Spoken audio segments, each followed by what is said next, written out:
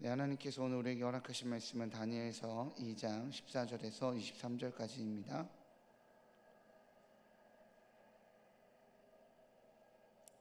다니엘서 2장 14절에서 23절 구약성경 1233면에 있습니다. 다니엘서 2장 14절에서 23절 우리 교독하도록 하겠습니다. 그때 왕의 근위대장 아리옥이 바벨론 지혜자들을 죽이러 나가매 다니엘이 명철하고 슬기로운 말로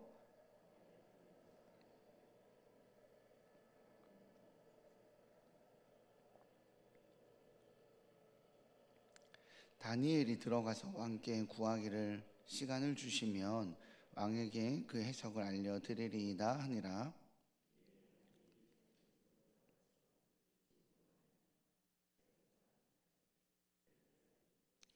하늘에 계신 하나님이 이 은밀한 일에 대하여 불쌍히 여기사 다니엘과 친구들이 바벨론의 다른 지혜자들과 함께 죽임을 당하지 않게 하시기를 그들로 하여금 구하게 하니라.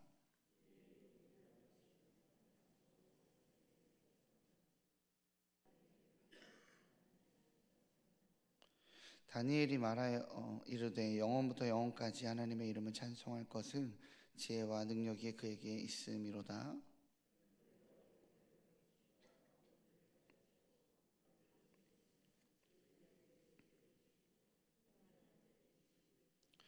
그는 깊고 은밀한 일을 나타내시고 어두운 데 있는 것을 아시며 또 빛이 그와 함께 있도다.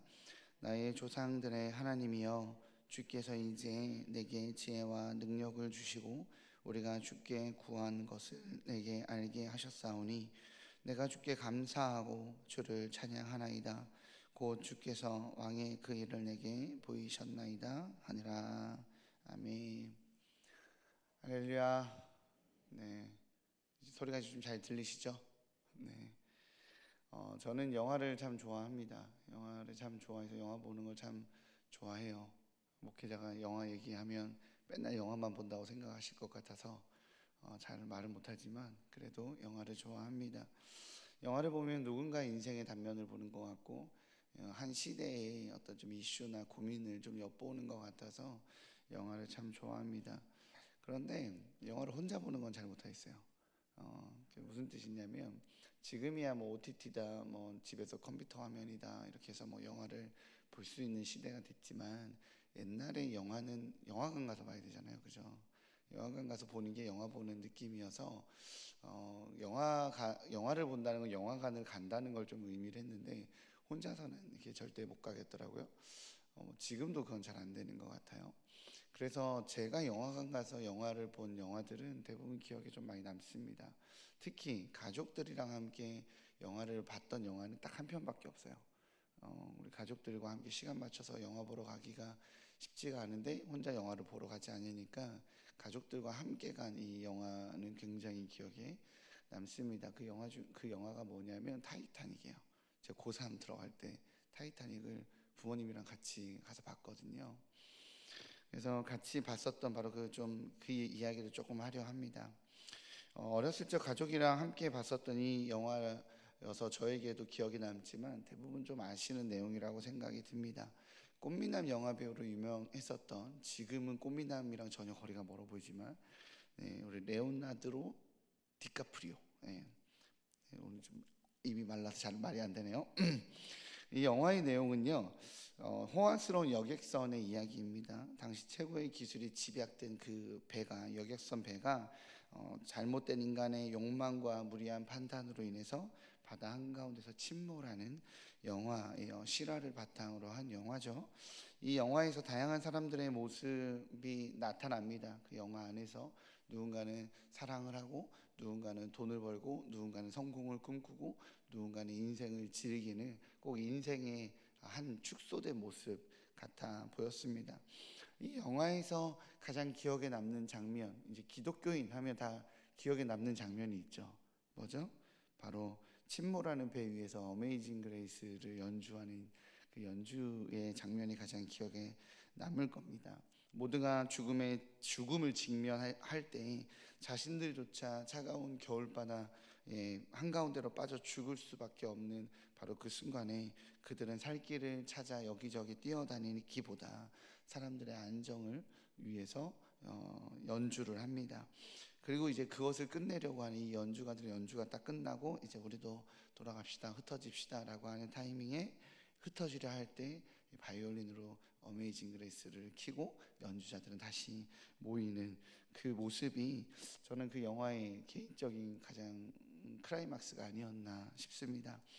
이제 대부분의 사람들은 살기 위해 이기심으로 가득 차 있었던 그 장면에 누군가 뺏어내고 몰래 숨어서 살기 위해서 누군가 몰래 탈출 배를 타고 막 그렇게 이기심으로 가득 찬 그 순간에서 누군가의 다른 사람들의 를 위해서 자신의 목숨에 위협이 있음에도 불구하고 이렇게 바이올린을 켜고 연주를 하는 그 장면에서 사람들이 그 이기심을 버리고 누군가는 겸허하게 죽음을 받아들이는 그런 안정을 선물로 주는 굉장히 인상적이고 도전이 되는 장면이었습니다. 저는 아직도 그 장면을 영화관에서 봤다는 것에 대해서 엄청난 축복이었다라고 생각됩니다. 집에서 그냥 TV 화면으로 봤으면 그 감동이 없었을 것 같아요. 그리고 또 기억에 나는 건 저희 월남전 하사관 출신이신 그 당시에 몸무게가 거의 100kg가 넘으시는 저희 아버님께서 그 영화를 보시면서 바로 제 옆자리에서 퍽퍽 우시는 장면이 제게 굉장히 기억에 남습니다. 굉장히 어울리지 아니하는 저희 아버지의 모습이에요. 그래서 그 장면이 더 기억에 남는 것 같아요. 저는 오늘 본문이 꼭 그 침몰하는 타이타닉호의 모습 같습니다. 그리고 오늘 본문의 주인공인 다니엘이 이 죽음의 순간에 모두가 죽음으로 느부갓네살 왕에 의해서 죽임을 당할 것 같은 그 순간에 이 어메이징 그레이스 바이올린을 키는 그런 좀 구원자 아니면 해결자의 역할의 모습 같습니다. 그래서 오늘 다니엘은 인생의 절망이라고 말하는 이 죽음의 위협 앞에서 어떻게 반응하는지, 어떻게 나타내는지 바로 그 장면이 오늘의 모습 같습니다.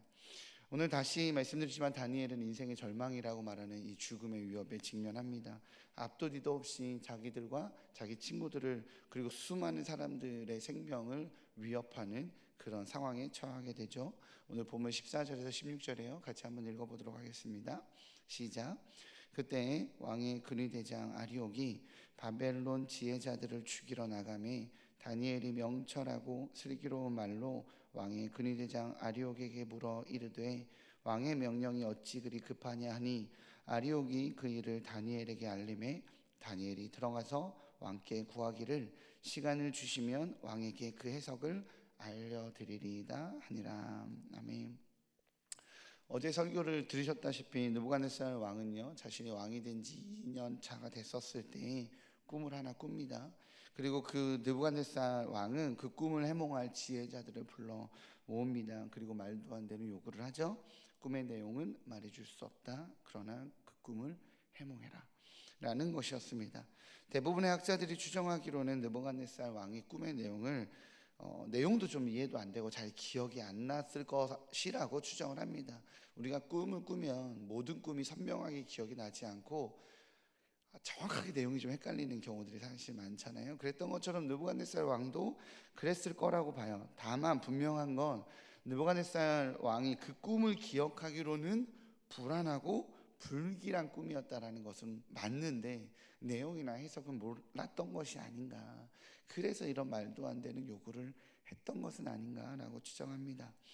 그러나 사실 이 느부갓네살 왕의 이 비상식적이고 이 말도 안 되는 요구는 완전히 비상식적이고 말도 안 되는 요구는 사실 아니었어요. 왜냐하면 당시 고대 시대의 이 지혜는 이 현상적이고 이성적이고 논리적이고 철학적인 지혜를 지혜라고 생각하는 것이 아니었습니다. 그런 판단력을 지혜라고 이해하지 않았어요. 그렇기에 오늘 본문에서 표현된 이 당시에 표현된 지혜라는 단어는요 초자연적인 통찰을 일컫는 말입니다.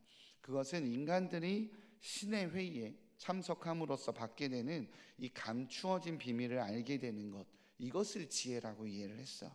당시에 그래서 이 지혜자들은 이처럼 신의 회의, 신의 음성을 들을 줄 아는 자들로 인식이 되었습니다. 그러니 느부갓네살은 이런 요구를 하는 겁니다. 그러나 거짓된 이방신을 섬기는 바벨론의 지혜자들은 이 어려운 질문, 느부갓네살의 질문에 대해서 육체와 함께 살지 아니하는 신들 외에는 대답을 줄 수 없다라고 대답합니다. 즉 자신들은 그 신들의 회의에 참석할 수 없는 그런 신적 통찰이 있는 존재가 아닙니다. 자기들 가짜라는 말을 돌려서 한 거죠. 사실은 왕의 입장에서는 이 장래에 일어날 일은 사실은 자신의 왕위를 지키기 위해서 지극히 중요한 일이었습니다. 그리고 그 일은 이 바벨론 땅의 지혜자들, 이 가짜라고 판단되어진다면 그 지혜자들은 모두 죽여서라도 그들의 목숨을 위협해서라도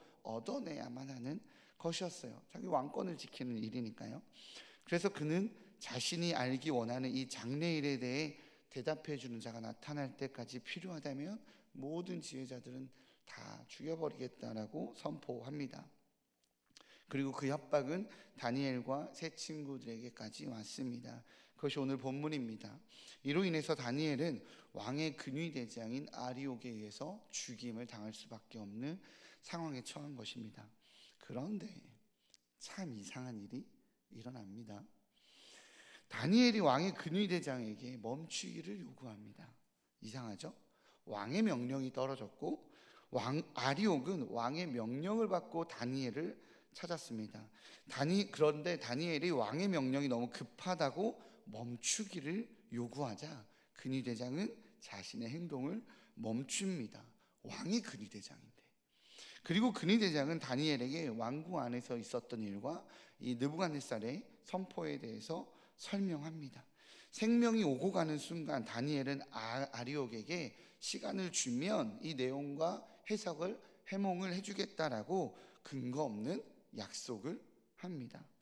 당시에 성경에 표현되기를 느부갓네살이 통치한 지 2년째가 되는 해에 이런 사건이 있었습니다. 그렇죠? 느부갓네살이 예루살렘을 함락시켜서 이 예루살렘을 함락시킨 왕이 느부갓네살인데 느부갓네살을 함락시켜서 다니엘을 잡아왔으니 다니엘이 바벨론에 잡혀온 기간을 계산해 보면 아무리 길어도 2년입니다. 그렇죠? 잡혀온 게 2년이니까 아무리 길어도 2년입니다. 만약 다니엘이 포로로 잡혀와 기본적인 훈련과 공부를 받고 2년 만에 정말 빠르게 공부해서 2년 만에 졸업했다고 쳐도 잡혀온 지 최장 기간이 2년이고 모든 공부를 완벽하게 마쳐서 2년 만에 졸업했다고 쳐도 다니엘은 아무 능력도 권세도 배경도 지위도 없는 그저 피지배 국가 포로 출신의 점성술사밖에 안 됩니다. 또한 그의 나이가 다니엘의 나이가 대략 17세에서 18세 정도의 어린 나이였습니다. 그런데 그런 어리고 권세도 없고 포로로 잡혀온 것밖에 안 되는 이제 갓 공부를 마친 포로 국가의 17살 된 어린아이가 그런 다니엘이 느부갓네살 왕의 근위대장에게 잠 멈춰달라고 말하자 왕의 근위대장이 왕의 명령을 멈추고 다니엘의 요구를 들어준 겁니다. 아무리 봐도 이해가 되지 않는 상식 밖의 사건입니다. 어떻게 그럴 수 있었을까요? 오늘 본문에서 주는 유일한 힌트는 다니엘이 명철하고 슬기로운 말로 이 일을 가능케 했다라고 말합니다. 성경적인 어법으로 본문에서 나오는 이 아리옥과 다니엘을 비교하여 성경은 표현하고 있습니다. 이 둘을 대조하고 있는 겁니다. 급하게, 긴박하게, 빠르게 순식간에 일을 처리해 버리려는 굉장히 다급한 모습의 아리옥의 모습과 어리지만 그리고 굉장히 위협적인 상황이지만 신중하고 무게 있고 침착하고 명철한 다니엘, 이 두 사람을 대비시켜서 비교하며 아리옥이 다니엘의 반응에 오히려 무게감을 느끼고 있다라는 것을 표현하고 있습니다. 이러한 표현은요, 골리앗 앞에 선 다윗과 같은 모습입니다. 거대한 골리앗 앞에서 두려워하고 위축되어 있고 겁내지 않았던 이 다윗처럼 다니엘도 목숨이 위협받는 순간이지만 왠지 모를 이 하나님의 은혜와 하나님의 평강과 하나님의 무게감이 그에게 있었던 것으로 성경은 표현해내고 있는 것이죠. 그래서 바벨론의 근위대장, 당시 최강국의 왕의 근위대장은 17세 어린아이의 말에 순복하고 그의 요구를 들어주게 됩니다.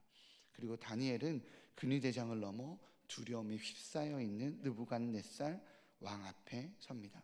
죄송합니다. 꿈의 내용으로 인해서 고뇌하고 두려워하는, 무슨 꿈을 꿨는지 잘 기억도 못하면서 꿈의 내용 하나 때문에 두려워하고 고뇌하고 어떻게 해야 될지 몰라 힘겨워하고 있는 당시 최강국의 왕과 노예로 끌려와 말 한마디면 그 자리에서 목이 떨어져 나갈 수 있는 형편이지만, 분명히 그것이 자신의 처지이지만 당당하고 평안이 있고 자신이 있어 하는 17세의 어린 다니엘이 마주보고 있습니다. 이 대비되는 장면을 보면 저는 무한한 도전을 받습니다. 코로나가 점점 풀리기 시작하는 시점에 2023년을 바라보며 어떤 교회 안에 어떤 대안을 찾고 해답을 찾고 무언가 잘 해결해야 될 것 같아 하는 압박을 느끼며 엄청 스트레스를 받아 하는 저 자신을 보게 됩니다. 이렇게 스트레스 받아 하는 내 모습과 다니엘이 너무 비교가 되는 거예요. 그래서 부끄럽기도 하고 도전이 되기도 하고 굉장히 부럽기도 합니다. 제가 다니엘을 부러워하며 이 장면을 쳐다보듯이 어쩌면 느부갓네살 왕도 다니엘이 이 왠지 모를 끝없는 평안, 내가 말 한마디면 죽을 수밖에 없고 아니 이미 그들을 사형에 처해버리고 다 목을 베어라 라고 이미 명령이 떨어져서 죽을 수밖에 없어 보이는 그 어린아이의 그 왠지 모를 끝없는 평안, 그 왠지 모를 그 깊이를 느부갓네살은 발견하지 않았을까요? 왕은 이 포로 출신의 어린 술사의 요구를 들어줍니다. 제가 대답을 받아올 테니 시간을 주십시오. 왕 앞에서 당당하게 요구를 관철시킨 다니엘을 보면서 더 놀라는 것은요, 다니엘은 꿈의 내용을 몰랐다는 것입니다. 그는 어떤 해답을 가지고 있어서, 어떤 대안을 가지고 있어서 왕 앞에서 당당했던 것이 아닙니다. 믿는 구석이 있어서, 숨은 카드가 있어서 당당했던 것이 아닙니다. 그는 대안을 믿는 것이 아니라 하나님을 믿었습니다. 17절 18절입니다. 같이 읽어보도록 하겠습니다. 시작.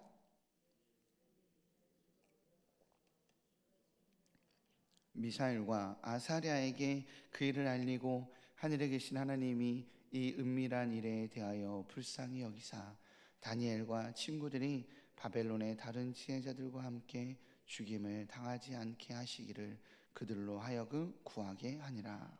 아멘. 다니엘은 대답이 없었습니다. 다니엘은 왕의 꿈의 내용을 몰랐습니다. 그는 대안을 찾지 못하며 그 자리에서 죽습니다. 다니엘은 왕에게 대답을 주겠으니 시간을 달라고 하고 집으로 와서 친구들에게 상황을 설명하고 기도해 달라고 요구합니다. 정말 오늘만 사는 인생 같습니다. 이 장면을 보면 제가 본 다니엘은 뭐 죽기밖에 더 하겠어, 어차피 나는 죽으면 하늘나라 갈 건데 라는 왠지 모를 그 당당함이 느껴지는 느낌입니다. 순진한 건지 바보 같은 건지 모르겠는 이 다니엘의 모습을 설명할 길은 단 하나밖에 없습니다. 바로 믿음입니다. 응답을 주실 것이라는 믿음이 아니라 그냥 하나님을 향한 믿음입니다. 그리고 하나님은 다니엘에게 이 은밀한 것이 무엇인지 아무 대답도 주지 않은 하나님이지만 뭐 하나님이 어떻게든 주시겠지, 이 모습은 그리 아니하실지라도, 굉장히 유명한 표현이죠. 우리 사자굴에 빠질 수 있는 그 상황에서 그리 아니하실지라도의 여전히 그 태도의 모습과 같지 않습니까? 그 태도의 다니엘처럼 하나님을 무한한 신뢰를 하는 이 다니엘에게 하나님은 그 은밀한 것이 무엇인지 환상으로 보여줍니다. 다니엘은 이렇게 하나님께 대답을 듣습니다. 우리는 보통 요셉, 다니엘 이러면 이 두 사람을 생각하며 무엇을 생각하십니까? 이방 땅에서 오랜 시간 동안 총리를 하며 어려운 세상, 힘겨운 세상 속에서도 성공하여 하나님의 복을 누린 자들, 이것을 좀 기억하지 않습니까? 그래서 우리의 자녀들도 그렇게 성공하기를 바라하며 그들의 성취와 그들의 지위를 혹시 아이들로 하여금 꿈꾸게 하고 우리 역시 그것을 부러워하지 않습니까? 그렇게 하나님의 보호하심이 있게 해달라고 간구하진 않습니까? 그러나 오늘 성경에서 말하고자 하는 핵심은 다니엘을 보살피며 다니엘의 필요를 채워주신 하나님의 모습이 아닙니다. 그의 원함을 채워준 모습이 아니라 그저 하나님을 바란 다니엘의 모습입니다.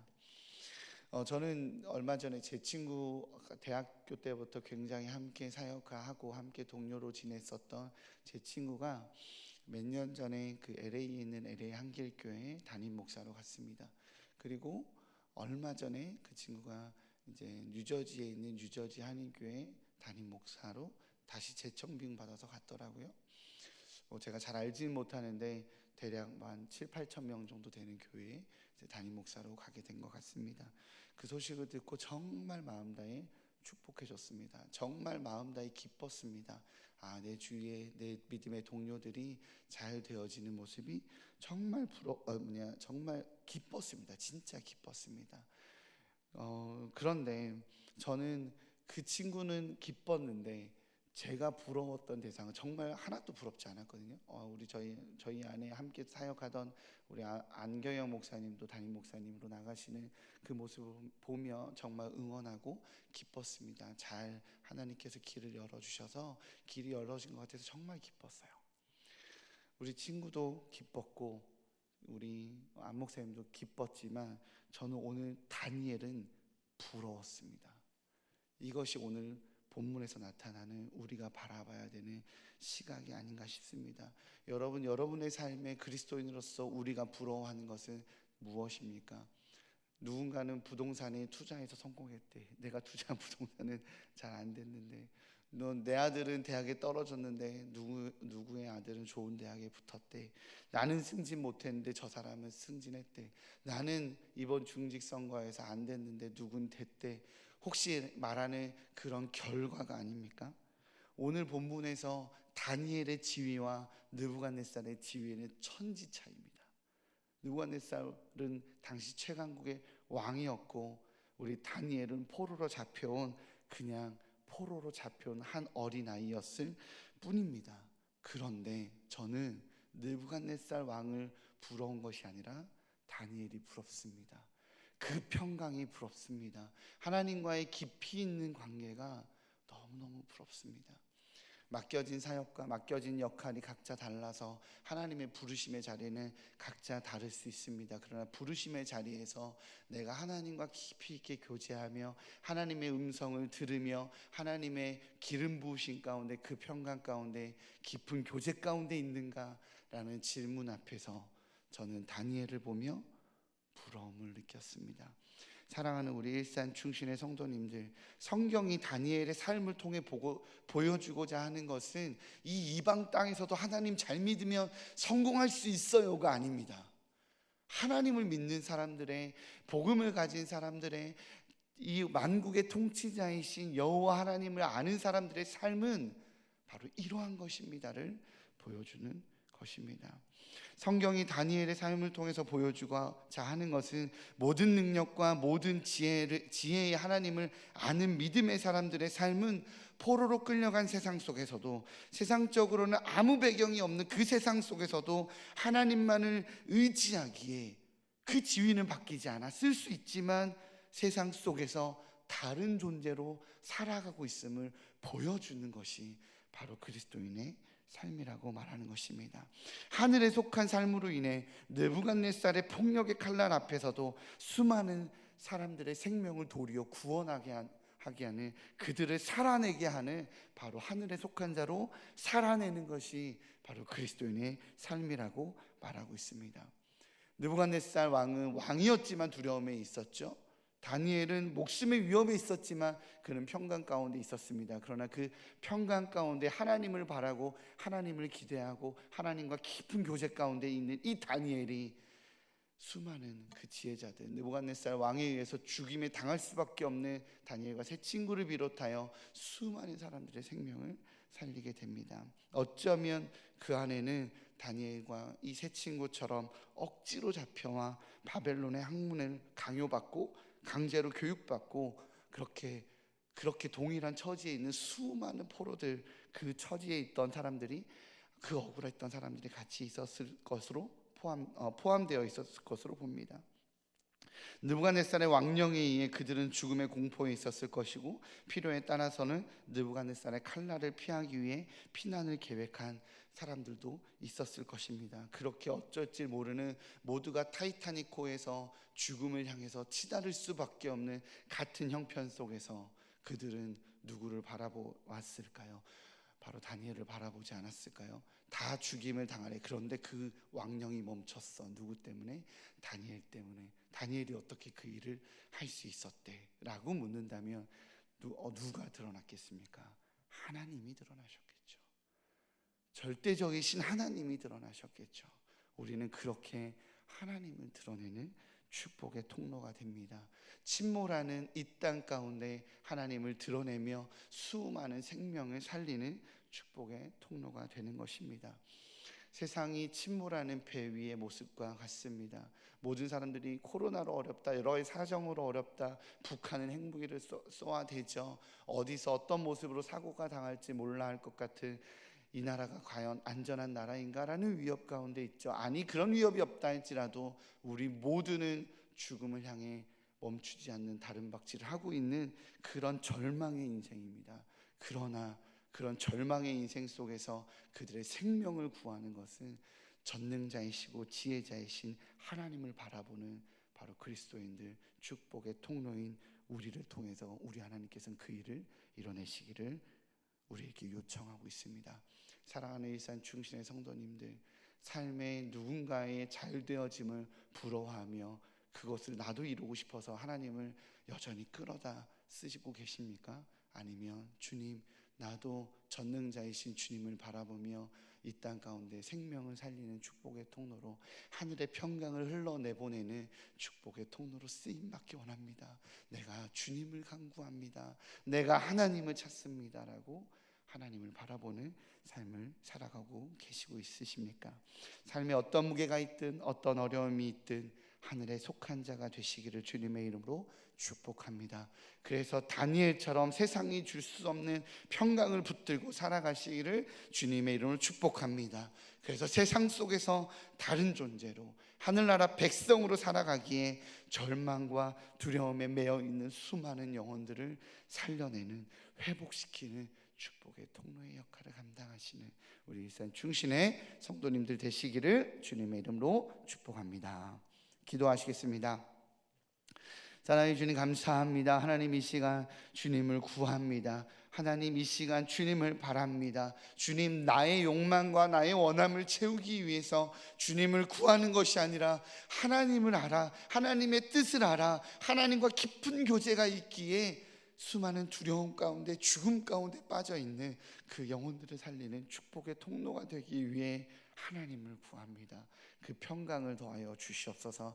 나의 삶의 자리, 나의 포로의 자리에서 벗어나기 위해서 내가 이 포로와 같은 세상 속에서 그나마 안정된 자리를, 그나마 안정된 지위를 얻기 위해서 주님을 구하는 것이 아니라 주님을 구하여 수많은 영혼들을 회복시키는 축복의 통로가 되고 싶어서 주의 축복에 주님이 원하시는 바로 그 삶을 살기 위해서 주님과의 깊은 교제 가운데 나아가기 원하오니 아버지의 평강을 구하는 자가 되게 하여 주옵소서. 아버지와 깊은 관계 가운데 들어가는 축복의 통로가 되게 하여 주옵소서. 이 모든 말씀 예수님의 이름으로 기도합니다.